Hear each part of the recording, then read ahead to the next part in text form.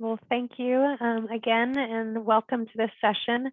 Um, I want to acknowledge that this title says post-COVID-19, but we obviously all know that we're not really there yet.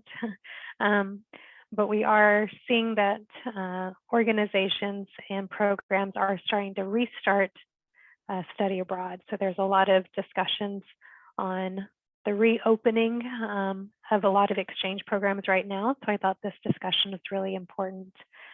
This video is longer, about 55 minutes. One of our presenters wouldn't be able to make it to today, so we wanted to make sure that she was able to present and share her experience through this recording. And I think just want to jump into this session because I want to be able to have time, at least 5-10 minutes at the end for Q&A. So we'll ask you to please stay on if you want for additional 5 minutes. And we'll go ahead and start this recording.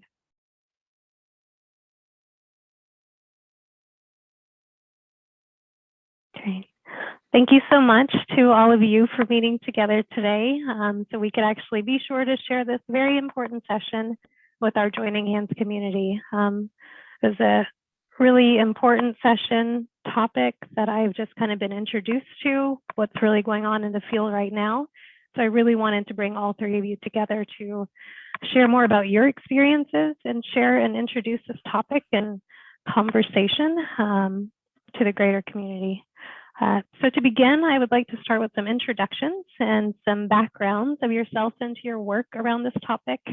And Becca, I'd love to start with you, as this session topic came up from discussions you and I were having just a few months ago. And in addition to your introduction, if you don't mind sharing some of your concerns based on what you've already been experiencing as education abroad begins to open up. Hope you're on mute, Becca. Muted. Hi, everyone. I'm Becca Abu Rakia Einhorn. I'm the manager of education abroad and international fellowships at Gallaudet University, which is the world's first and only university designed to be barrier-free for the deaf, deafblind, and hard of hearing. Our not only our students, our whole campus, the main language is American Sign Language, but everyone is also bilingual users of English.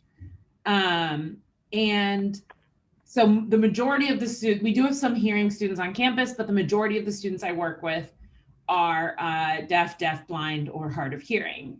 Before the pandemic, it was already really hard to find programs that our students could participate in. The Americans with Disabilities Act does not apply broadly or very clearly to programs operating outside the US. It's definitely kind of a gray area, depending on how much the program looks like or feels like an American school operating abroad, as opposed to, direct enrolling in a Scottish university.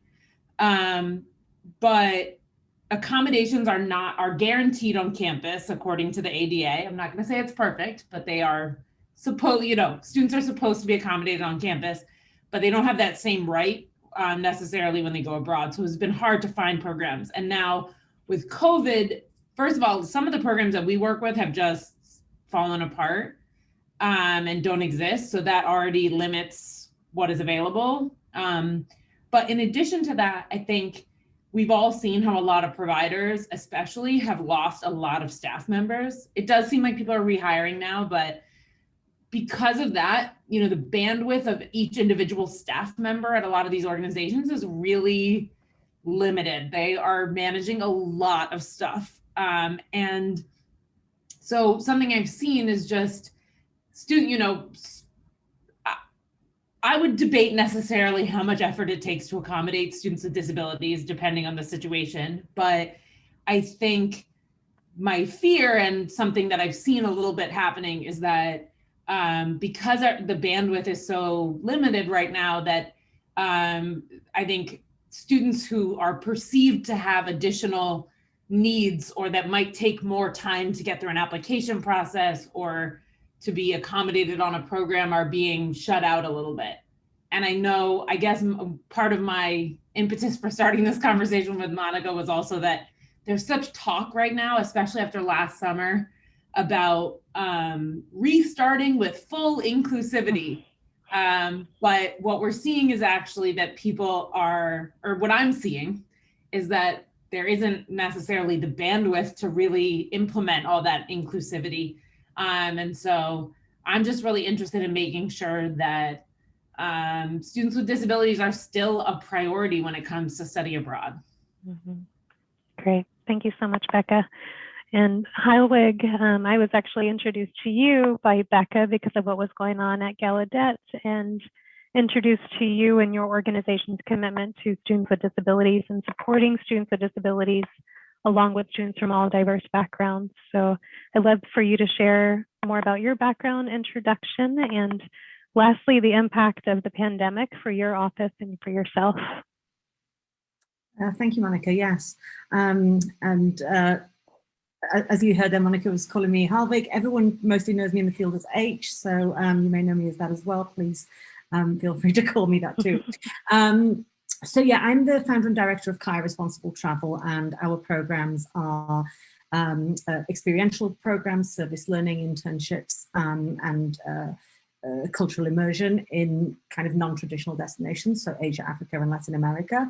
So I guess when you're starting from the perspective of being all non-traditional in the first place, then we get very many students who are non-traditional in themselves. And with that, I guess, our approach is always to take everyone who comes to us in whatever their situation is. And I say that not even necessarily in the context of disabilities. I say that in the context of they have some crazy majors or some weird requirements for academic needs, or they are flying out of a different country and have to go via somewhere, or have a weird visa situation. So, you know, I think when our approach to looking at students is, you know, what do you come to us with, and how can we make that work within the context of our programs? So I guess, you know, in that sense, it's something that enables us to encompass catering for the needs of students who need extra support in whatever capacity that is, including those with disabilities. The flip side of that, obviously, is that many of the locations that we work with are, you know, global south, developing sort of countries where there isn't necessarily the infrastructure to enable a lot of, you know, wheelchair access potentially, and, you know, that kind of stuff where there is an additional need that kind of goes wider into the infrastructure of the country. And that can definitely, you know, be challenging.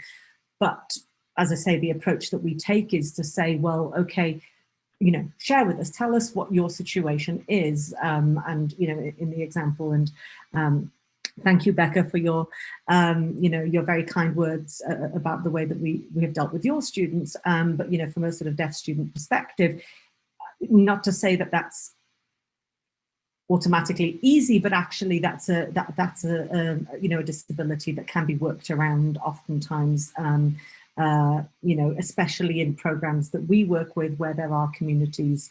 You know, we work with programs that are with, you know, deaf education and that kind of stuff, so they're easy fits. But even outside of that, we had a student who actually came to us and worked with us on a deaf education program, and loved his program so much that ended up coming on a wildlife, you know, conservation program in Africa. You know, nothing to do or nothing associated with his, you know, him being deaf. He just wanted to do a different program in that sense, and was really quite happy with how the accommodations had been made to cater for that. So again, sometimes it can be accommodated in line with that disability, and sometimes it is just about looking, you know, more widely. In terms of our staff, yeah, it's been a tough 18 months. I don't think anyone in this field would tell you anything anything else. We're probably about 50% down on our typical staffing, and in terms of our locations, our basically our needs to protect the communities that we work with means that we're reopening very slowly in locations where we are able to provide all of the safety, both for our students but also for the communities that we live in. Those two things are equally important to us. So it has been, you know, a slow process bringing that back on board. What it's meant for our advising team is that, you know, to be fair, I would say their approach is, hey, you want to travel, let's see what we can do about that. And taking, you know, that approach that I was talking about before of what does that mean for you? What are the needs that you have in order to make this happen for you?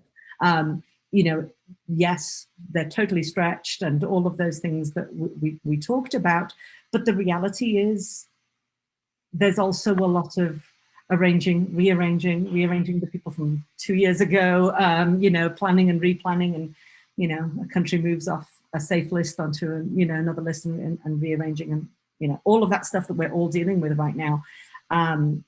And, you know, and with that, a student who you've gone that extra mile with to help them with their situation is way more likely to actually carry through with their program when, you know, someone else who, you know, might find it a lot easier just to find, you know, a lot of different programs that they have access to might change their mind 10 different times.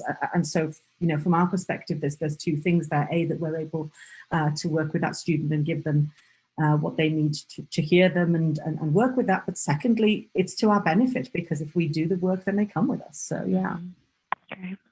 Thank you so much, H. And Peggy, yeah, I'd love for you to introduce yourself and also share about your background and the impact COVID has had on your office as well. Absolutely. So I'm Peggy Retka, and I'm a program director in the Learning Abroad Center at the University of Minnesota. So my primary responsibility is managing our French language programs. You'll see here in my background, I'm pretending I'm in Montpellier right now. And we run Francophone programs in both France and Senegal, and that's really my full-time position. But part of my role at the Learning Abroad Center is also to serve as our liaison to the Disability Resource Center at the University of Minnesota. So I am the primary contact for our colleagues in the Disability Resource Center, so that when students are interested in study abroad, or if we have any issues or anything coming up, I work with my colleagues there directly to support those students. And so that's how I've really gotten into this this realm, is working in study abroad, but also with this very directed position and responsibility. As H already said, this last year has been, you know, it's been a struggle for all of us. Unfortunately, we've had to cut staff both in the United States and abroad. And we've also then, as a result, or, you know, because of things that have been happening in this pandemic time, we have had to reduce our operations and our programming, both in the United States and abroad. So we're not partnering with as many institutions or as many program providers and affiliates as we might have prior. We're hopeful, you know, that we're all in the rebuilding process now, but it's going to be, you know, a slow rebuild as we work to get everybody back online. So. Thank you, Peggy. And I also want to mention that Peggy and the Learning Abroad Center is also part of the Clearinghouse's Roundtable Consortium, which is our advisory committee of 25 prominent international exchange and disability organizations that meet together to work on sharing new directions and unique collaborative projects to bridge the two fields together to make sure more people with disabilities know about international exchange. So thank you, Peggy, for sharing and being here today. And just going to some questions, Peggy, I'll start with you. You know, we've talked about the challenges and restarting and what our offices are looking like. And we really begin with recruitment and outreach from the very beginning. How do we still make sure students with disabilities continue to feel welcomed in our programs? Absolutely. So, you know, it's starting from where we left off. And for those of you that are joining us today, there's a huge variety of that, right? Of where you're starting at, the institutions you've partnered with, the backgrounds that you have, and the experiences that you've had working with students with disabilities. But it needs to really become the expectation that we're asking all students about any necessary accommodations, and that it's just built into the fabric of how we operate as international educators, and then how we provide that, you know, opportunity to disclose. I think that's first and foremost, just thinking about your processes within your office and where are you providing opportunity for students to ask for accommodations. Just before the pandemic really took hold, we had just updated and sort of done an overhaul on our accommodation request form. So we have a formalized process at the University of Minnesota in partnership with our DRC, the Disability Resource Center, where we have a form that students can use with their disability specialist to complete to ask for those accommodations. And we also created like a accompanying professionals guide. So for our colleagues in the DRC and also for our colleagues on site to better understand what are US accommodations, because as Becca said in the beginning, ADA does not apply uniformly around the world. And so what are these things that US students are bringing? And then also, how can they respond to these requests? I'll say that the origins of this came out of a grant-funded project called Access Abroad. And so if any of you would like to find out more information about these forms and about the resources we have, they are a public resource that we've developed, and we want you to use them and adapt them to your institution and to start there. So to say, how can students request accommodations? And then it's you know, we need to, in this sort of post-pandemic world or this cusp that we're on, how can we continue to encourage students to request, to disclose, to start early? And it's not just about continuing the accommodations, but it's increasing those accommodations. Mm-hmm. So at the University of Minnesota, we incorporate mental health into the categories of disabilities that you can request accommodations for. So we know in this post-pandemic world, and not only from COVID, but also the social injustice we've been living in, the economic disparities, all the other things, we anticipate mental health concerns are going to increase. Therefore, you know, we're preparing for a time when, you know, 50% or more of our study abroad participants may be eligible for and may request accommodations for their study abroad experience. And so it's not just about how are we continuing, where do we pick up where we left off, but also are we ready to expand these services? And as we're expecting more disclosures. So we're working really closely with our Disability Resource Center colleagues to say, how are we reaching out to students? How do they know that this is a possibility for them, that they can request, that they can have access? How do we increase visibility of international education and, you know, show that there is access? And then, you know, we're thinking a lot about how do we use what we've learned over the pandemic, work from home, you know, all of the Zoom, though we don't love the Zoom platform perhaps all the time. How can these tools that we've developed and these skills that we've developed, how can they help us moving forward to make sure that our programs can be more accessible? Mm-hmm. I think a lot of providers and a lot of schools, we developed virtual opportunities for intercultural exchange. And if you've developed those, how can you continue those to provide a fully accessible intercultural experience for students who, you know, maybe study abroad and the physical travel just isn't accessible yet? But is there another way to provide intercultural experiences? So really thinking through how do you get this in front of as many students as possible? Mm-hmm. Great, thanks, Peggy. Becca? I just want to chime in and say that there are no better forms and no more comprehensive stuff about access to study abroad. Like the forms that University of Minnesota has are incredible, and Peggy has given you the blessing. Go copy them. This is a great first step. I highly recommend going to their website because they have developed like amazing forms, and you can just take that and adjust it to your university, and that is like an amazing first step. Mm-hmm. Great. And Peggy, those are kind of on your website so students can kind of independently look at and prepare on their own, and then decide at that point if they want to take it to an advising session or discuss it with the DRC. Is that correct? Or how do they get those? So we have a full section for students on our website about student identities. Mhm. And so one of the identities that they can select is students with disabilities. And from there, we provide specific tips, tricks, checklists for how do they move forward, how do they consider, and the form is part of that. And then they're encouraged to start planning early with their access consultant in the Disability Resource Center. And so that's where they overlap.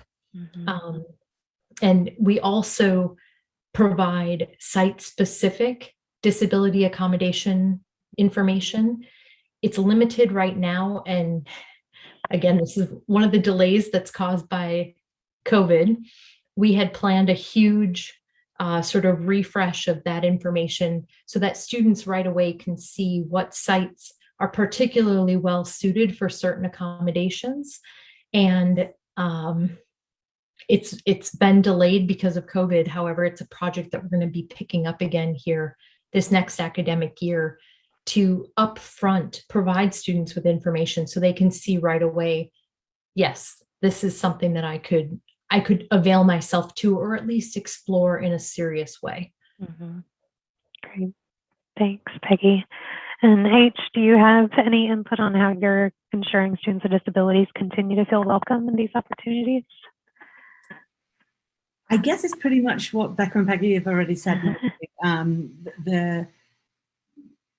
The whole idea of, I guess, upfront having those conversations is probably the biggest thing for us, and also being able to do it in a very honest manner where we can, where we ask students to be very open with us with what their needs are, and not to feel like by, hiding those that they're going to, get on a better program or anything, really sort of reassuring them that what we're asking you this for is to make sure that we can direct you to a place where you can maximize your experience and really get the most out of it, and where we can make those accommodations,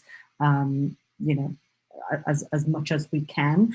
And then for us to be upfront with the students about where there are challenges. I know I'm thinking of almost our worst example, but one of our, I would say, not bad experiences, but one that just sort of didn't work out that well in the end was one where we had a student who was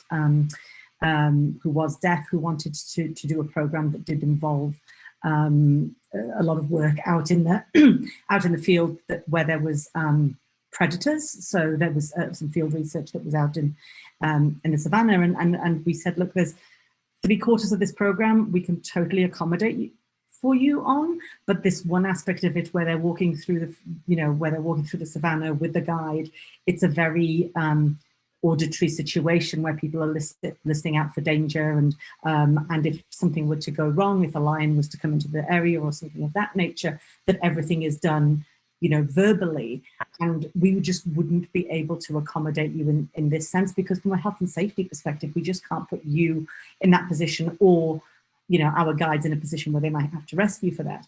And that's probably the one time I remember that the student was very upset with us that we couldn't make those accommodations, and we had to say, I'm really sorry, we would if we could, but the animals are wild animals, and that's something that we couldn't accommodate for.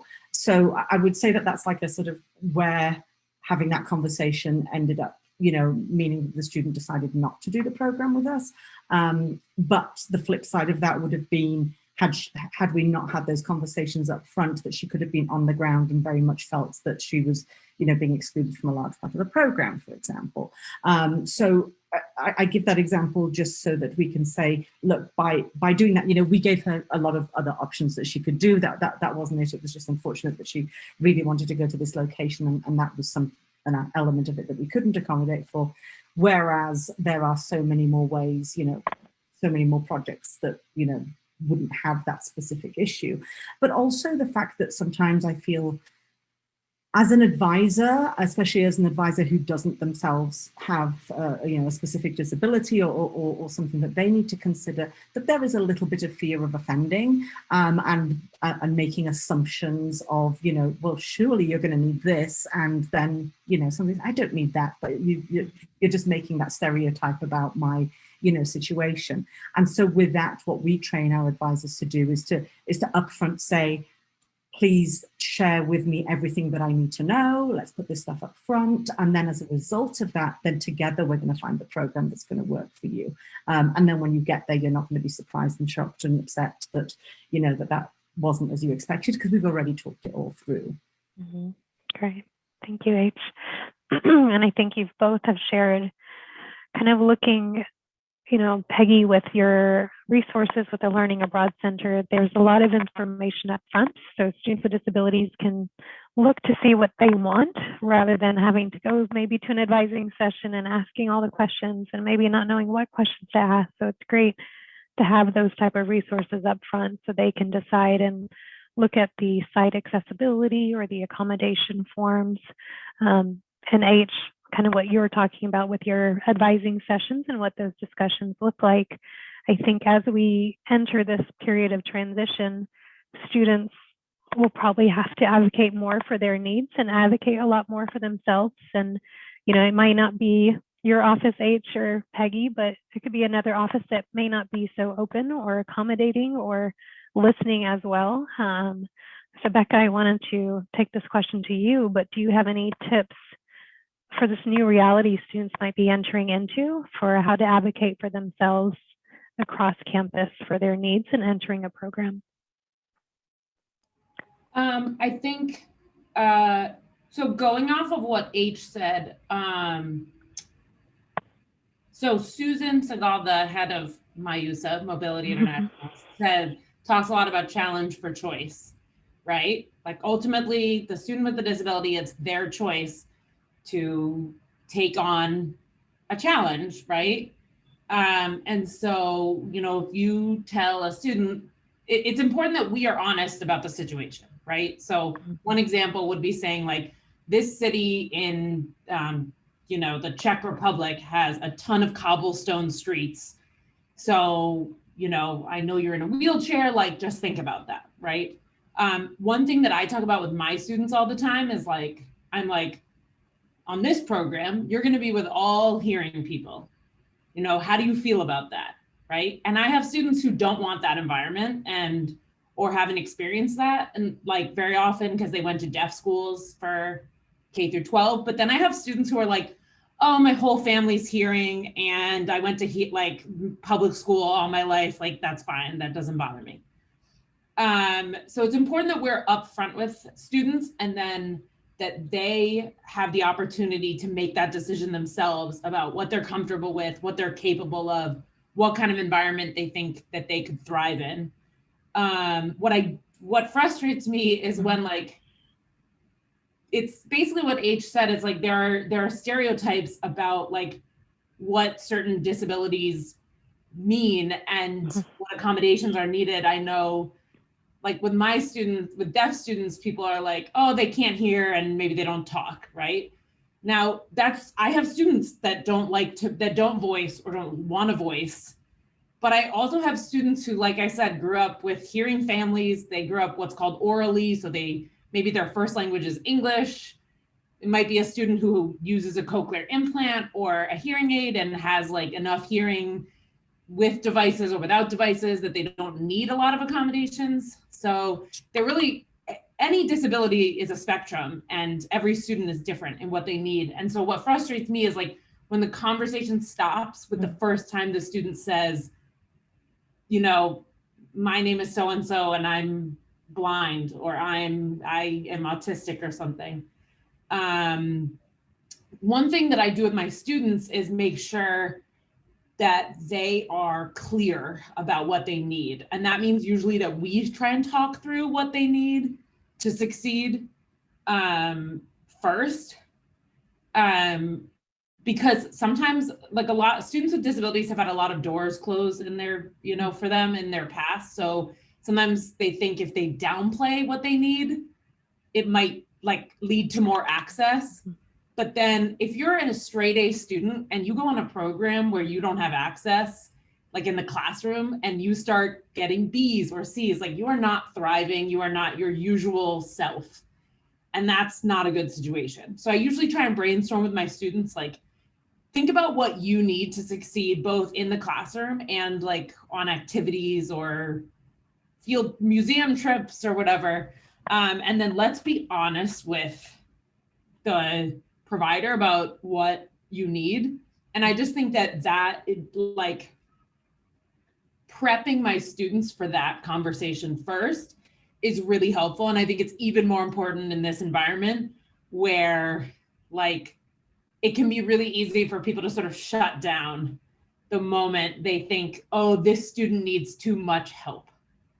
And to have students who are like proactively saying like, hi, I wanted to, checking in about their application or the accommodations requests they made or things like that. And it's always been important for students to advocate for themselves and their needs. But I think just me as an advisor, knowing that the bandwidth of a lot of programs is really low means that I am like watching the students and their communication a lot more and trying to make sure like that they aren't being ignored or shut down too quickly or things like that. Yeah, that's perfect. Thanks, Pegah. And then kind of in line with that, we're talking about students, but then also staff. It's not only you all that are making those decisions. It could be overseas partners. It could be other staff or leadership in your office at the university.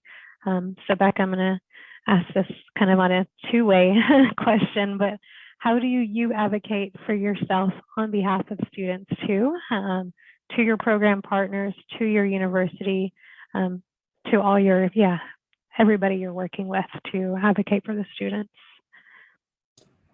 I think one thing I try and something that I have, a philosophy I've developed is that like it's rare that a student like, I don't know, applies online for a program and then like they fill out the forms online and they have like no interaction with staff and then they just like show up in France, right? We have to do work for every student. And in some ways that means we're like accommodating everyone, right? And there's a lot of, you might have to make accommodations for like a helicopter parent who is like extremely involved and like will not, wants you to talk them through every immunization that the student needs to go to Brazil and all these things, right? But like our perception of what's an accommodation and what is not an accommodation, right? Like students with disabilities get accommodations. The athlete who has no, like, I don't know, athletes sometimes have like difficult schedules and they need a very specific program, or like, I just saw someone with a visa, the passport agencies are really backed up. So they don't have their passport in hand, but they need a visa and the visa window is like right now, but they haven't received the passport back. So if you're willing to help that student, if you're going through extra hoops to contact, I don't know, their congressperson, and you're like, where's James's passport? That is an accommodation. And so I just think like, I try to make, I try to, when I'm working with like a provider or a program, to make sure that their first perception is not like panic or, oh, this is going to take a long time, right? Because I think that we put in a lot of time for a lot of different students. And when you kind of drag your feet with a student with disability, you're going to end up at very close to the program and have a lot more work than you would if you just sat down and had a conversation with the student about what they need. I mean, these students have been in education, getting educated for 18 years or, whatever. They know a lot about what they need and they can tell you, and then you can go get that. And I don't think it's always easy to accommodate a student. I mean, I work with deaf students. They are some of the most expensive and complicated accommodations to get as ASL interpreters in a foreign country, and then to get housing for them and food and flights. But it's probably not as complicated maybe as a lot of people think. And if you have that conversation early, it's way less complicated than having it really late and, you know, having the student feel really neglected. Great, thanks, Becca. Peggy or H, do you have anything to add to that on kind of advocating on behalf of the students when you're not the only one. You've got overseas partners, you've got different staff at the office or the institution also having their opinions. And I think to build a little bit on what Becca said, and also just, we always try to start with the carrot, right? Of explaining, of you know, really getting buy-in from, you know, our partners on campus and also our partners overseas to say, you know, we're supporting students, period. You know, like, this is how we have to support the student. When we get to those roadblock areas where we have, you know, just some really challenging things, we get to that spot where this is not a choice. This is a federal obligation. This is a law. This is the ADA compliance, and this is an obligation. Our federal funding is tied to this. And so, you know, we don't want to use the stick, but if we get to that spot with, you know, partners that we work with to say, we need to provide reasonable accommodations, you know, that match the expectations of the United States, not the same in all places, but reasonable, and having those conversations and saying, this is where we can accommodate and this is where we, you know, where we can't. It's not just an option just to like close the door and say, no, we're not going to deal with this. We're short-staffed, we have budgets. This is not the place to cut. And so I think we have an ability or a place here now, you know, to moving forward to decide for our study abroad offices and as advocates for our students, how are we going to move forward and with whom? How are they, you know, supporting our students? Are they working, you know, in the best way to support our students? And if any, you know, another piece of advice that I would provide to colleagues is, if you're not sure how to advocate or the words to use or the way to approach that, reach back out to your disability resource specialist, your center, your office, that one person on campus, whoever that is, who lives and works in this world. They have the language that you need, right? They've been working with this. And so if this is your first time accommodating any particular instance, go to them, build that bridge, find an ally, and use those resources, because they will be in your corner and they'll help support you as you go out to advocate for the student.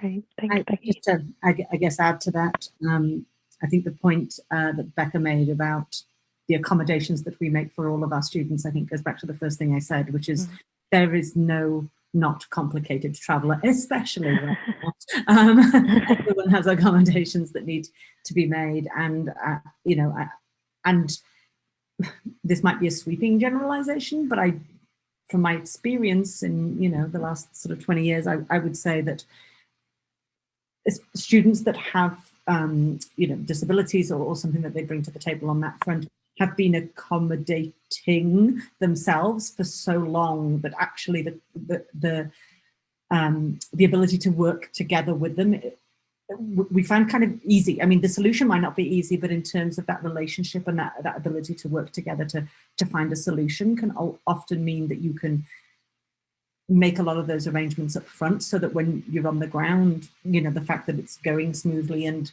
you know, even when there are hiccups, that they are used to experiencing hiccups and can deal with those challenges a lot better than some students who maybe cruise through life a little bit easier than their counterparts. So, you know, we have found that, you know, things go wrong. The student I spoke about earlier, on day 2, his implant stopped working.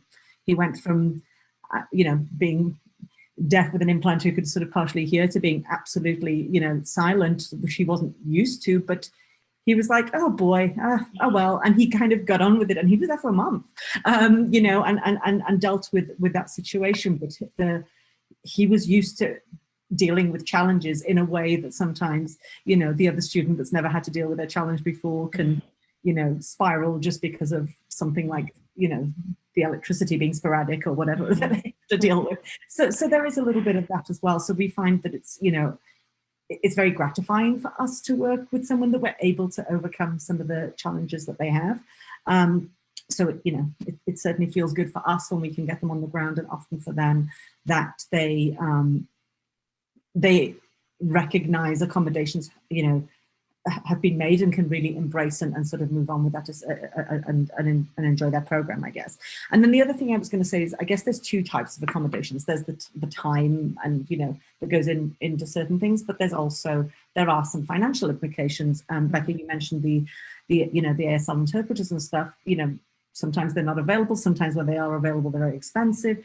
If you're somewhere that you're going to have to, you know, that they're not accessible very locally, you might have to, you know, house them and feed them and all of those kind of things that can also have a cost implication. One of the things I think is realistic for us to say, you know, as part of this field, and, you know, speaking on behalf of providers, is that in the past there have, you know, people have made some efforts to put scholarships into place or funds that can kind of cover that. One of the things I do think that we're going to see as we all pick up is that there is going to be a reduction in those funds available. You know, the providers don't have, you know, the cash that they had before to be able to set that aside to make those accommodations without charging that on, etc. So access to and really comprehensive resources on where those funds exist, and, you know, being able to tap into, you know, scholarships and diversity abroad or any of that kind of stuff, it is going to be invaluable going forward, because I do see that is one challenge that we're all going to have going forward, is all of our budgets have been cut. So how do we make those accommodations when there is a cost involved? Yeah, thanks, H. That two things. First, thanks for stating the point that people with disabilities have been accommodating their whole entire lives. So thanks for pointing that out. And then that kind of your statement at the end about budgets and scholarships, that was pretty, you know, my kind of last question as we wind down, but we keep talking about these budget cuts and being understaffed. So, you know, Peggy, you shared about the advocating for students and getting the support from the DRC to share those advocacies and opportunities. And H, such a good point about sharing those other scholarships, because we might be leaning a little bit heavier on those existing scholarships and making sure they're front and center on scholarship pages on your organization's or programs page. Do you all have any other tips on this kind of new place that we're going to be in with the reality of budget cuts and short staff?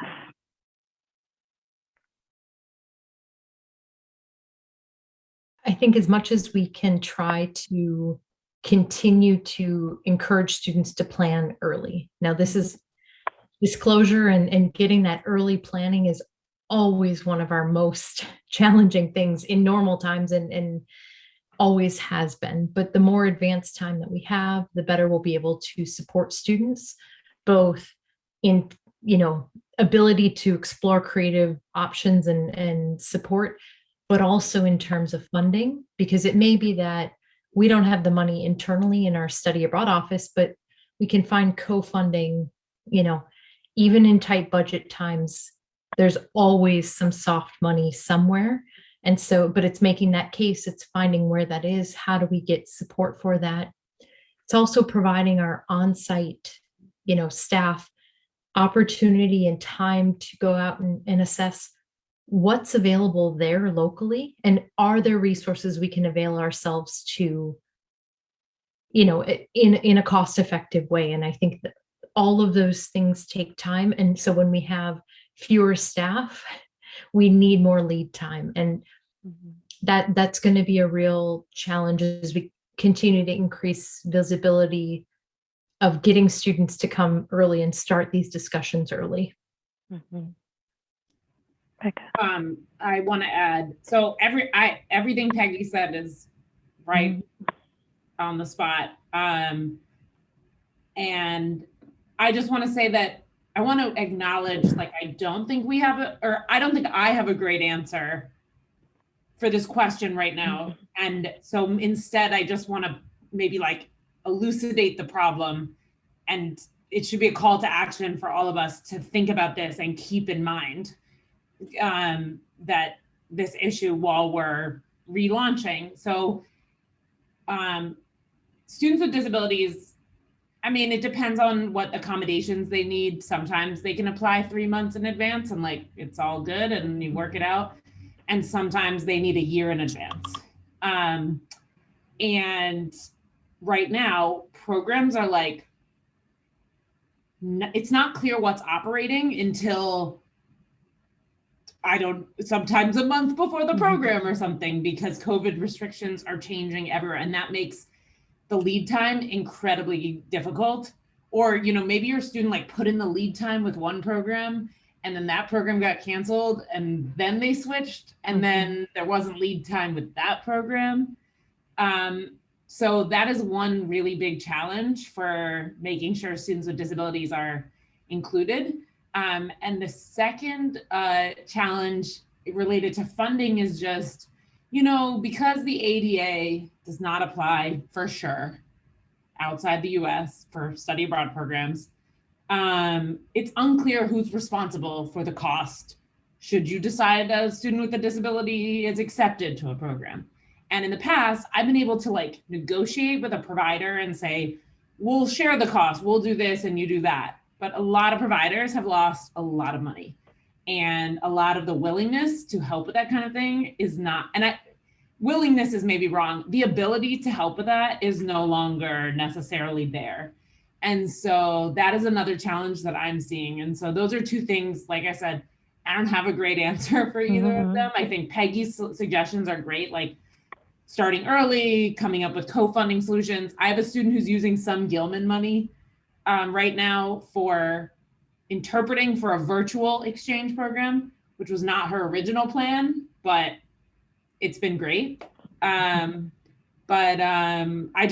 I hope that we can all keep these issues in mind as we're restarting and try and figure out solutions together. Yep. Okay, thank you so much, Becca. And it's definitely true. Like we don't have all the answers, and that's not the point of the session. I think we would get so many attendees, thousands, if that was the ticket session. But the point of the session is really, kind of to Becca and I's discussion in the beginning is as we reopen, we don't want people to be kind of absorbed in this kind of, there's cost, there's so much other stuff going on with travel restrictions. There's so many additional buckets that I've got to pay attention to. Students with disabilities, you're going to close the door to because you're assuming that there's a lot of finances associated with students with disabilities.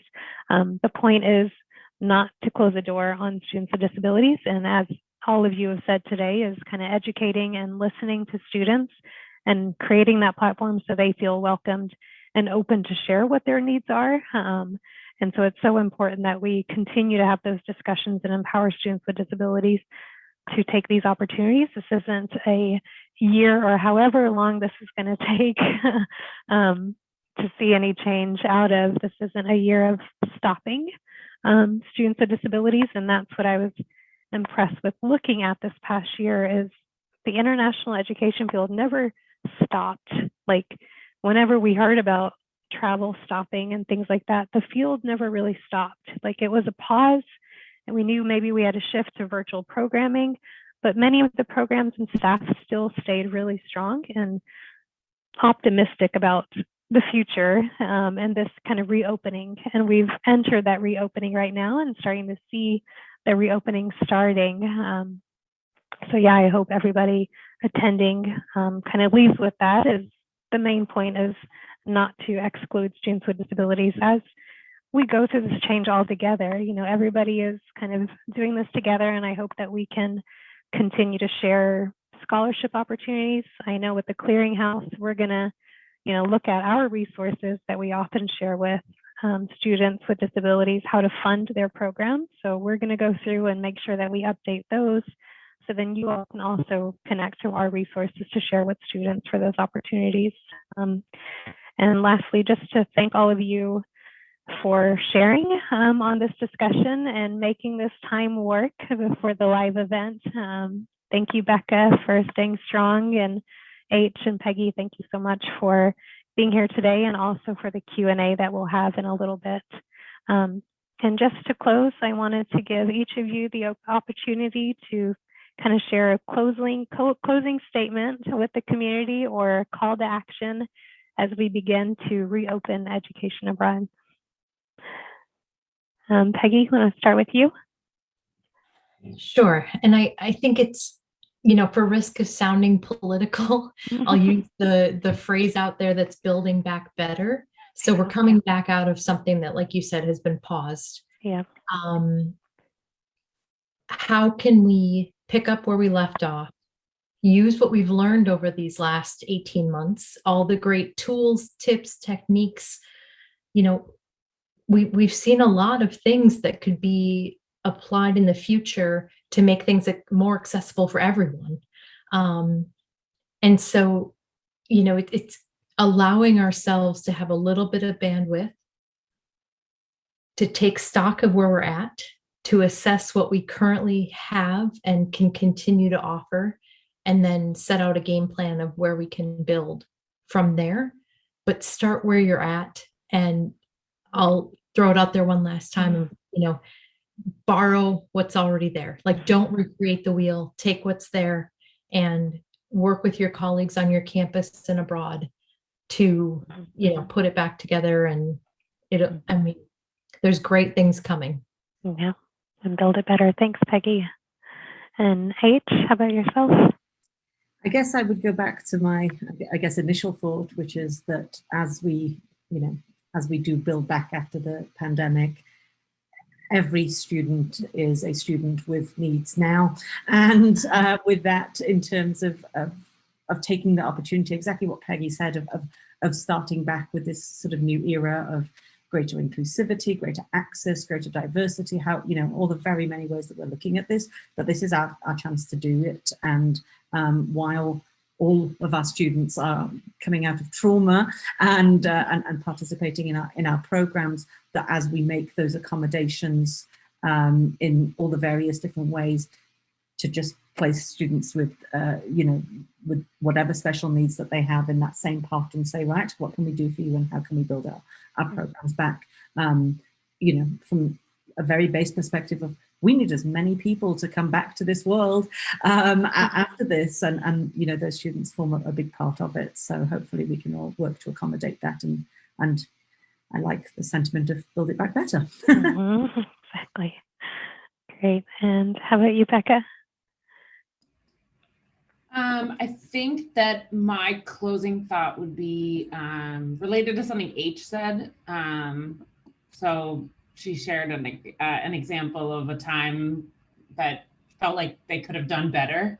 And I was going to say just that I love a good success story, and I have them, but it's like, I feel like we love to present at conferences about success stories. But I learn a lot more when I make a mistake. And just for example, I had a deaf-blind student on a program designed for deaf students. So he needed additional accommodations. And there were many meetings held in advance, and we had an interpreter on the ground some of the time. And it turned out we really needed a certified deaf interpreter or a pro-tactile interpreter. These are different types of interpreters that can work with deaf-blind students. We really needed someone like that all the time. I needed someone for a lot more time than I had contracted. And the other students picked up the slack, I guess, and helped make sure the student was accommodated and welcomed and had access to communicating it all during the program. But I now know that a student with similar needs full-time interpreting. And I think we should just, as a field, not be afraid as we restart and we make mistakes, we should not be afraid to share those, because that is, it can sometimes be easier to learn from a mistake and to see what we could do better the next time than it is just to share a success story. So I hope that we can all be honest with each other as we reopen. And I have a lot of students who are super excited to go abroad. So I am hoping that this year brings, you know, more opportunities for them. And I know they've been waiting for a long time. And just, I am hopeful, I think, that we will get back to a significant amount of exchange. And that, because I know that, you know, international exchanges that I've participated in have changed my life. And I'm eager to continue making sure my students have the opportunity to. Exactly. Thank you, Becca. And thank you again to all three of you for joining today for this discussion. And I think, you know, going forward too, we've all four learned so much from each other's experiences and resources. And there's going to be so many discussions and webinars and meetings and conference sessions about this topic of beyond the pandemic or restarting study abroad. But we always want to make sure that students with disabilities are integrated and included in those conversations going forward. So thank you for maybe the first one and hopefully not the last one, but thank you again to all three of you. Thank you.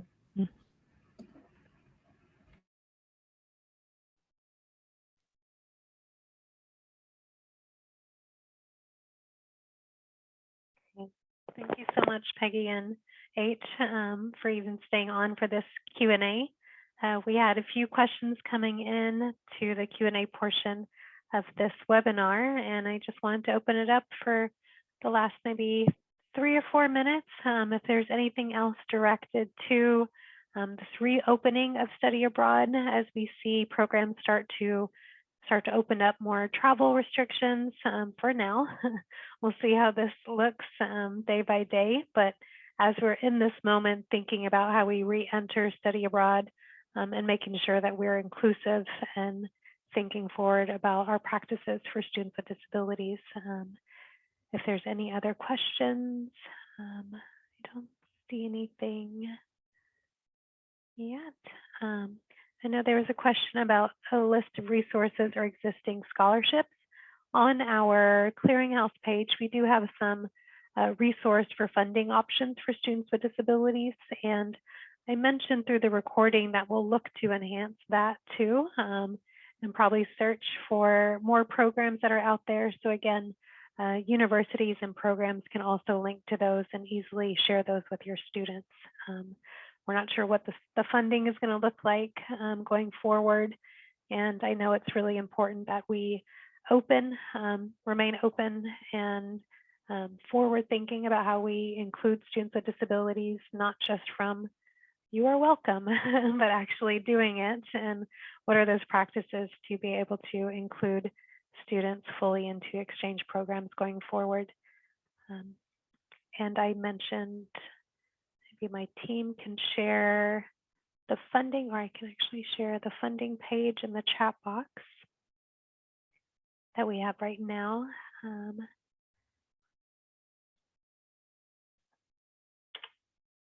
And you know, there was many people that attended this session, so thank you for joining this conversation. And as I mentioned before, we'll continue to hear more about what everybody is doing as we reopen study abroad. So just to make sure that we are creating that community together and sharing practices, questions, recommendations with each other. Peggy and Age, do you have anything to share? Thank you for sharing so much in the recording, but just wanted to leave it open.